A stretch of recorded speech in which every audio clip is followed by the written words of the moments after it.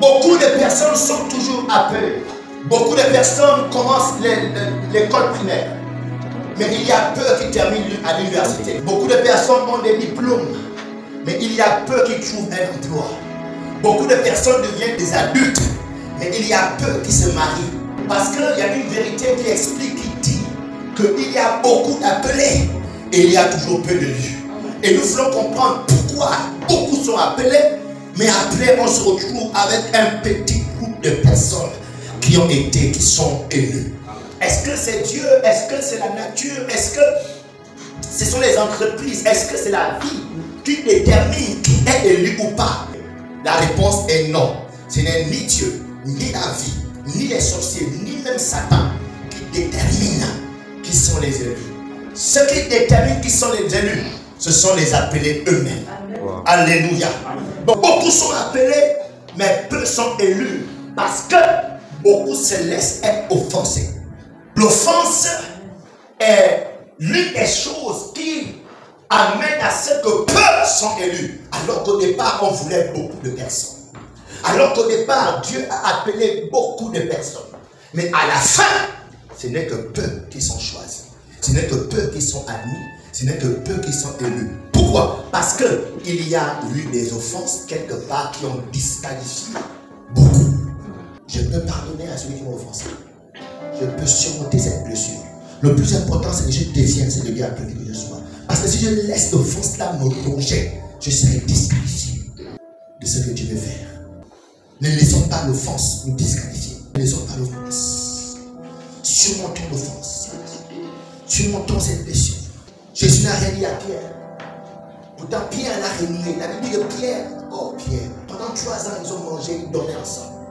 Mais devant les problèmes, Pierre a renié Jésus. Vous savez, les vrais amis, vous les reconnaissez quand vous avez des problèmes. Mais là, devant le feu, tous vont disparaître. Mais quand Jésus se ressuscite, regardez, Jésus, il part vers les gens qui l'ont offensé. Pourquoi il a la force d'aller vers eux? Parce qu'il les a pardonnés. Il a pu surmonter l'offense. Et il va quand même leur faire confiance. Il va les envoyer dans le monde. Pourquoi? Parce qu'il savait que ces mêmes gens qui m'ont offensé, c'est avec eux que je vais accomplir la volonté de Dieu.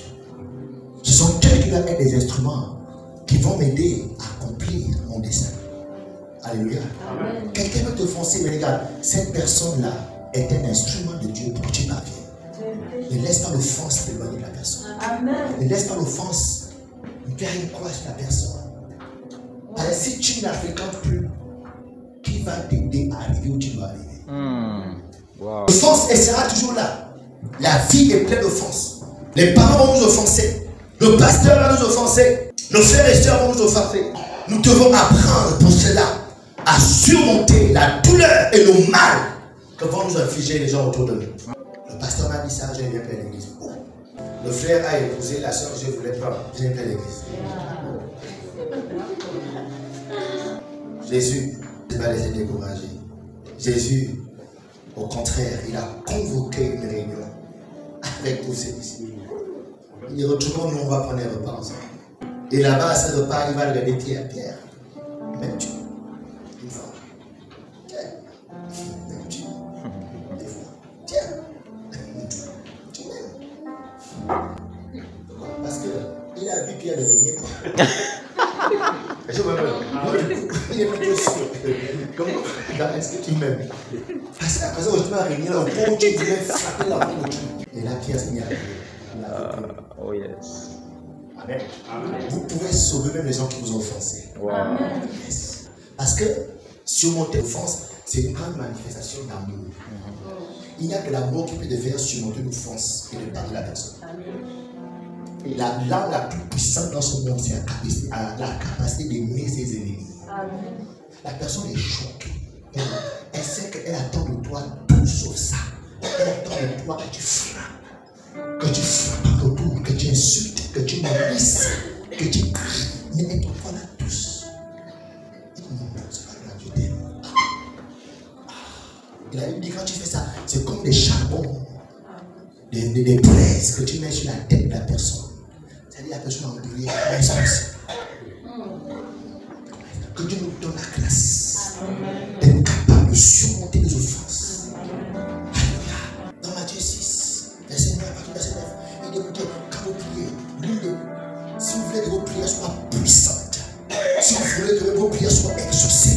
Si vous voulez être des grands hommes de prière, apprenez à pardonner à ceux qui vous ont offensés. Parce que quand tu pries avec offense, ce n'est pas toi qui es en train de prier, mais c'est la blessure qui est en train de prier. C'est pourquoi dans les églises aujourd'hui, la partie de la prière intense, c'est quand il faut frapper les ennemis. Quand il faut envoyer le feu aux sorciers. C'est quand il faut casser les pieds. Et quand on casse les pieds au diable, les gens ne voient pas le diable, les gens voient leurs parents. Ils voient son nom. Au nom de Jésus, il va plus voir. Il va être envoyé. Le feu, le feu, le feu, le feu, le feu. Pourquoi? Tu n'es pas en train de prier, c'est l'offense qui est en train de te faire parler comme ça.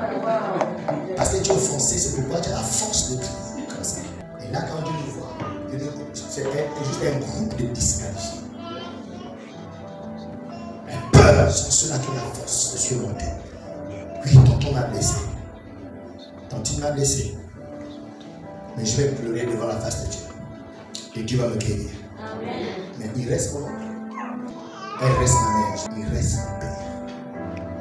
Il reste mon pasteur. Il reste mon leader. Et sa place ne va jamais disparaître dans ma vie. Amen. Alléluia. Amen. Yes.